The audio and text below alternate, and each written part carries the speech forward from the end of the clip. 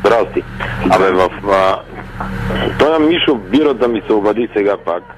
Да? В неговата фабрика влезнали митничари ли са, полицаи ли са, събират телефони, правят там някаква акция. Значи, когато беше разговора при вас, ти нали казахте да се срещна с него и да се разбера. Аз го извиках при мене и почнахме да разговаряме. Пади се господин Дянков и каза, аз карам влак, дойде при мене. И аз го изпратих и повече не са. Сега в момента ми се обадиха, че някакъв гражданин че той работи сирената и има дежурен телефон, че ще изпратили мобилната група да види какво правят през нощта вътре в завода. И се оказва, че работи. Завода при отнет лиценз. Аз му бях разрешил и му казах, тази бира, която е налична, бутилира докато правим нещата. Приема на да го извика и аз не знам те какво са разбирали. Аз го виках Дянков и го пратих при него да се разберат. Аз на министъра му казвам, господин министър, имахме обсъдка с премиера по този въпрос. Вие го извикахте, кажете ми какво сте се разбрали последно. Той ми вика, нищо не съм се разбирал с него. Как му да си извади тази бира, която е останала там и това е. И аз сега не знам какво да им кажа. По принцип звъннах няма да аз заминавам утре за Македония, тъй като има 3 дена среща на световната. Им казах, когато са писали, няма да го завеждат и искам да ми го докладат на мене.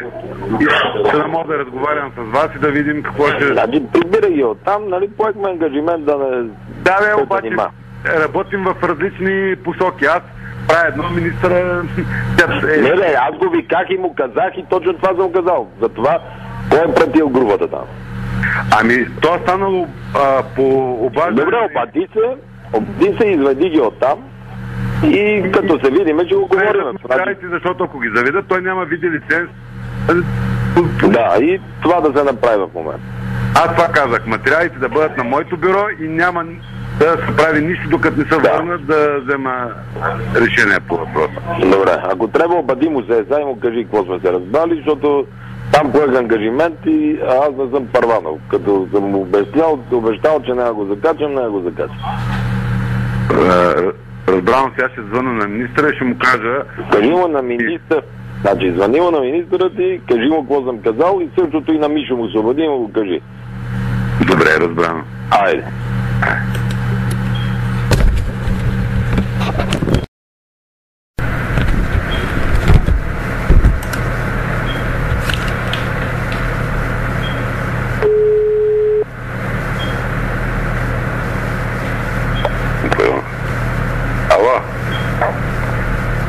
Алло?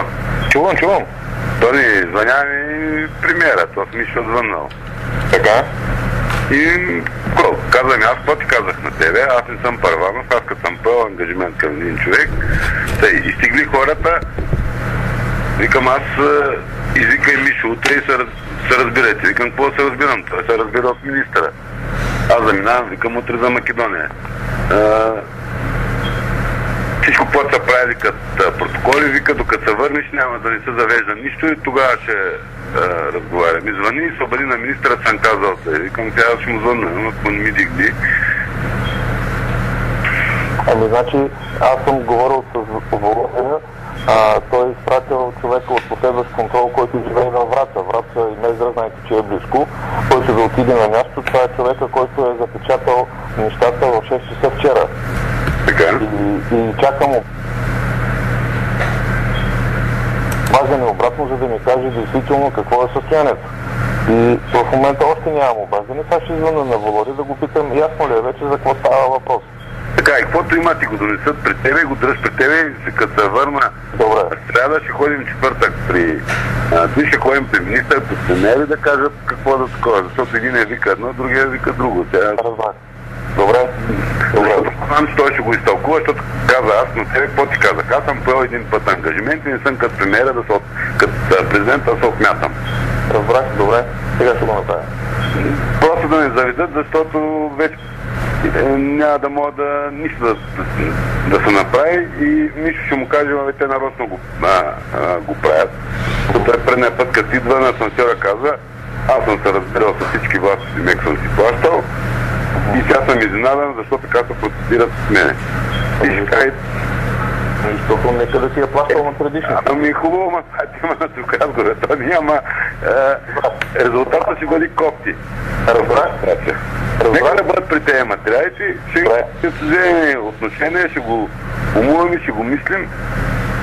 Добре, разбрах. Да правим. Добре, разбрах. Казал се ми на Володя, така че и сега ще му повторя отново. Володя да ги вземе при него. Работи винаги мога да ги пуснем и да вземат, защото сега става на разваления телефон. Добре. По-добре, като се върна, да поискам да отидем аз и министъра при Бойко и него присъствие да се разберем. Точно така, добре. Добре, Тони. Добре. Извинявай, че се притеснявам. Няма нищо. Аз така ли, че седя и чакам да ми се обадят. Аз ако имам яснота и е ясно за какво става въпрос, ще ви звънна дори малко по-късно и ще ви кажа. До 10:30, ако имам яснота, ще ви кажа. Ако не, утре ще ви звънна. Така че няма проблем. Да после няма история. Той ще натиска, ние ще бъдем. Тогава аз ще трябва да направя нарушение на закона, за да изляза от положение. А сега аз казвам, нека съда да се произнесе, тук е свършен в стария случай. Разбира се. И той Володя казва, вика, тя ако го правят, вика, това нещо е много глупаво. Защото, вика, ние с тях не са разбрали и той ми казва също това, което и вие ми казвате.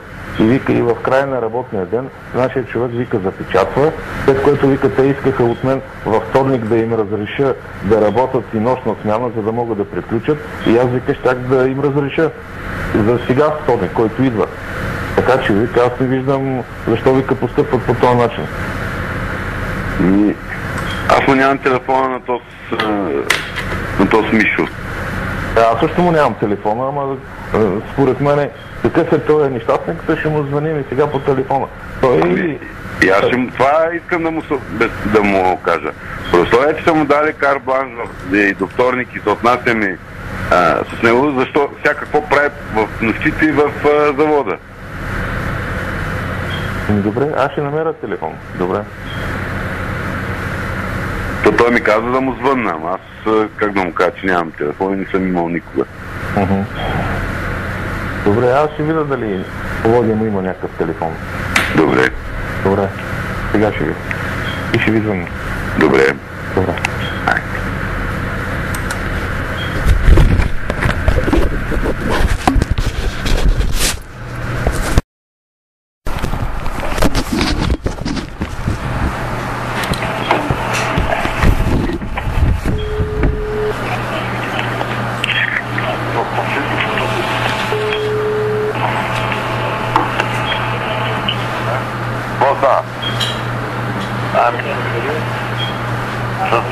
Аз съм свързал, обаче с нашите хора се свързвах.